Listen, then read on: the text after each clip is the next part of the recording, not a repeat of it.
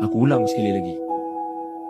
Kalau hampa tak ubah perangai hampa hari ni, yang panas baran tak ubah perangai, yang tak penyabak tak ubah perangai, yang mulut celupak tak ubah perangai, yang macam-macam lah yang duk ada, yang hampa tak suka orang lain ni duk buat, yang annoying bahasa hari ni. Hampa tak ubah perangai tu, esok besar hampa pun akan jadi perangai macam orang tua-tua yang benci. Budak-budak zaman hampa pula akan benci hampa macam mana hampa benci orang tua-tua tu hari ni. Abang, kakak, Abdullah bin Ubay bin Salul ni perangai dia kotor. Dia sayang belakang Nabi.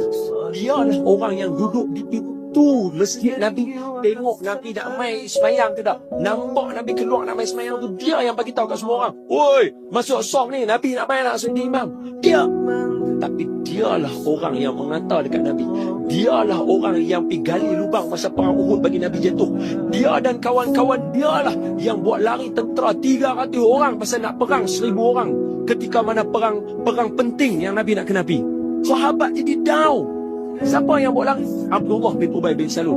Perkataan dia yang paling kotor sekali. Abdullah bin Ubay bin Salul, dia kata apa?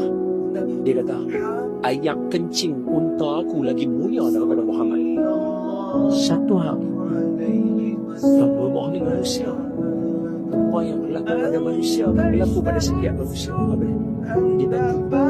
Bila dia meninggal, Nabi tak ada dekat Madinah masa tu. Berita dia meninggal sebab Nabi presiden. Berita dilaporkan kepada Nabi, kata Abdullah bin Ubay bin Salul mati. Nabi ambil kuda Nabi, Nabi pacu kuda Nabi, Nabi tunggang kuda Nabi, balik ke Madinah, beruk-beruk laju, dalam hati berharap, ya Allah, bagi peluang aku jumpa dia sebelum buat turun dalam kubur. Itu Nabi kita.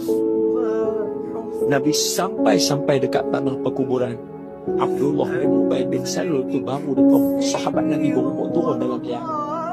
Sampai Nabi kita bawa keluar dia balik, bagi kepala kata raham, hampa pergi ambil jubah aku, abaya buat main abaya Nabi kat dia.